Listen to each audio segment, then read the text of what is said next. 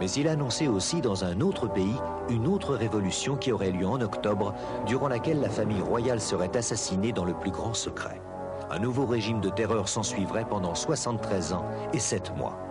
Le parallèle avec la révolution russe d'octobre 1917 semble inévitable, avec le massacre de la famille du tsar Nicolas II et la mise en place du régime communiste. Nostradamus parle très clairement du commun avènement. Avouez que c'est quand même étonnant comme terminologie. Il parle de la loi commune.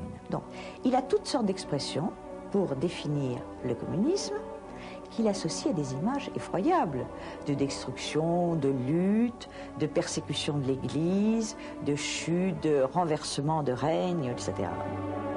Nostradamus a également prédit qu'avant 1940, une guerre mondiale serait déclenchée par l'Allemagne qu'il surnommait la Germanie et que les Germains en paieraient les conséquences.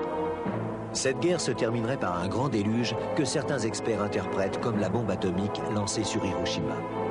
Le plus étonnant reste tout de même la prophétie faite sur la chute du mur de Berlin et sur les conflits qu'entraînerait la fin du communisme.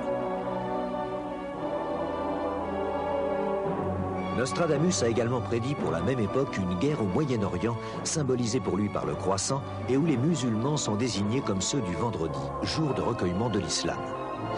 C'est en étudiant les astres et les planètes que Nostradamus détermine précisément les dates sur lesquelles il fait des prédictions. Mais le plus étonnant, c'est qu'il mentionne des planètes qui ne sont pas encore découvertes à son époque.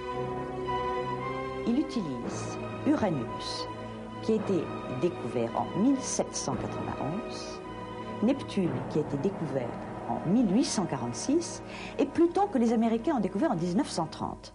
Alors, un monsieur qui donne des configurations planétaires en utilisant 3 planètes, dont certaines ont été découvertes 4 siècles après lui, vous imaginez le problème que ça pose. Parce que ça veut dire que non seulement il connaissait ces planètes, il les nomme, mais qu'il connaissait leur distance au Soleil et leur période de révolution.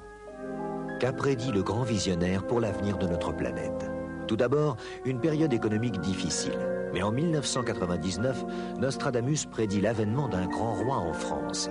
Un roi qui serait victorieux des forces musulmanes et qui rétablirait la chrétienté. Mais ce n'est que vers la fin du 4e millénaire qu'adviendrait le véritable âge d'or. Un âge où l'humanité pourrait enfin vivre dans la paix et dans le bonheur. Il n'y a donc plus que 18 siècles à attendre.